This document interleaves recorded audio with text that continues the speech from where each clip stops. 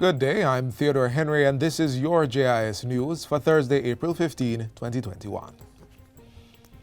Jamaica is set to receive a shipment of 55,000 doses of vaccine shortly under the COVID-19 Vaccine Global Access or COVAX facility. Health and Wellness Minister Dr. Christopher Tufton gave the update during his ministry's weekly COVID conversations on Wednesday. We do have some limited stocks now, and so come Monday we will begin the process of to inoculate others, but it will be the regular routine phase 1, phase 2 process with the blitz to come later on. And the next blitz would have to be influenced by another shipment, which we anticipate we will get in a week. In the meantime, Dr. Tufton says the ministry exceeded its vaccination target for the 5 days of island-wide blitz activity by 12%. 83,828 persons received their first dose of the AstraZeneca vaccine, exceeding the 75,000 target that was set. In total, 135,473 Jamaicans have gotten their first dose to date.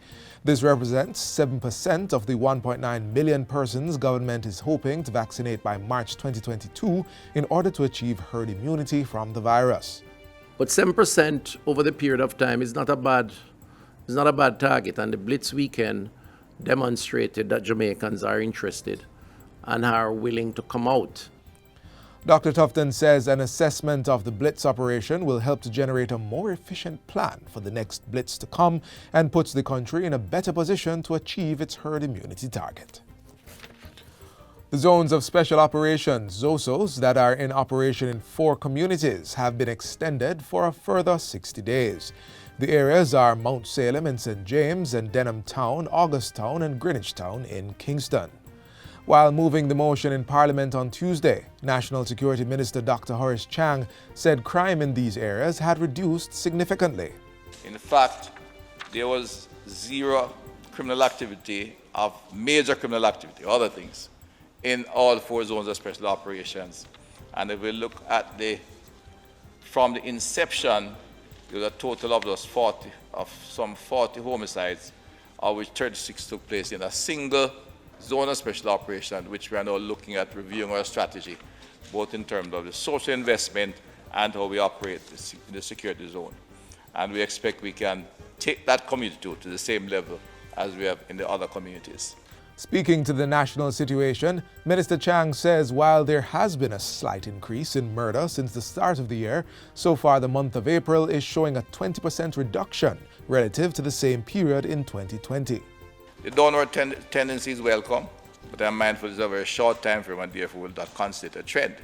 But it is the result of some very hard work and commendable investigation by our police officers.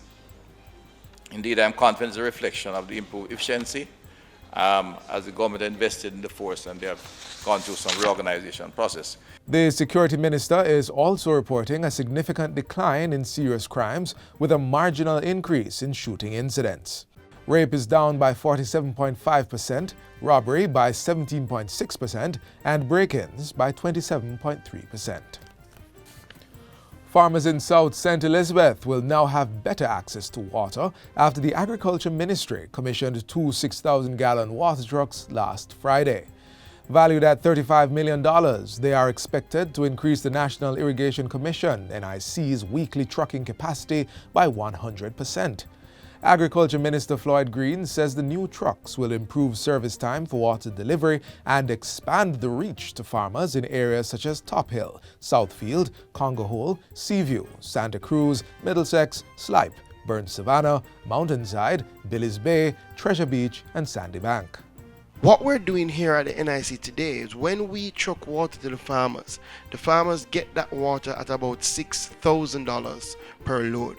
So you can see the significant difference in terms of investment and in terms of cost to the farmer, and that plays out in terms of the return that the farmer gets, because what we're doing, we're lowering their cost of production so that they can get greater returns so they can reinvest in their business. This initiative is part of a wider drive by the ministry to bring water to more farmers in St. Elizabeth, Manchester, and other areas.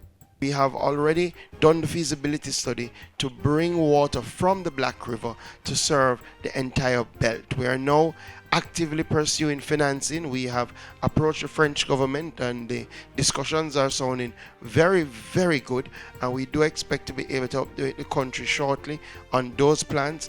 Additionally, loading bays of the NIC are to be expanded to include separate stations for accommodating smaller vans or trucks to reduce their turnaround time and cost.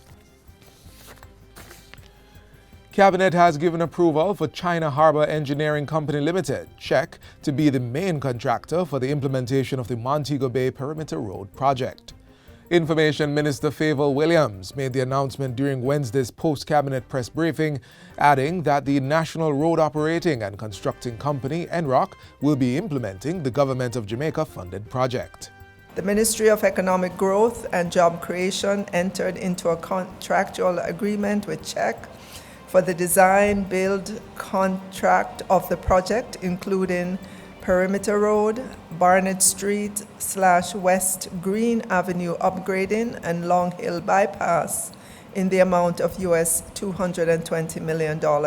At the same time, Cabinet has approved the reassignment of responsibility for the certification of drivers and oversight of the repair and maintenance of government vehicles from the National Works Agency to the Island Traffic Authority.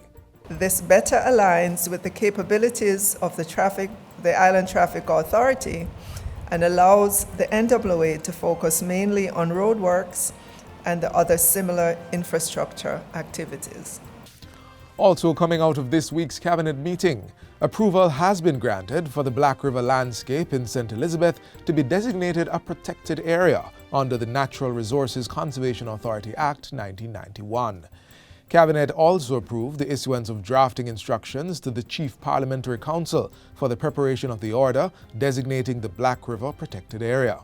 The designation of the proposed Black River Protected Area is intended to preserve the natural and cultural heritage of the area, including the swamp forest, mangroves, beaches, seagrass beds, and coral reefs, which provide habitat for wildlife and support sustainable livelihoods. The Information Minister says this designation will also help Jamaica meet some of its national and international commitments with respect to the protection of inland water, marine and terrestrial ecosystems, and heritage sites.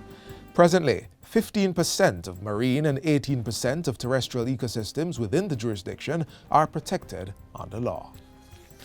And finally, Minister of Local Government and Rural Development Desmond McKenzie says Jamaica is organizing support for St. Vincent and the Grenadines, which is now being affected by the erupting La Soufriere volcano. In a press release yesterday, Minister McKenzie said he was working closely with the Ministry of Agriculture and private sector partners, including the Jamaica Manufacturers and Exporters Association, to finalize relief efforts. He said Jamaica had been in contact with the government of St. Vincent and the Grenadines to organize logistical and other forms of support. An account has also been opened at the National Commercial Bank, Oxford Place branch, to accept donations from the public. And that's it for JIS News Today. I'm Theodore Henry. Thanks for watching.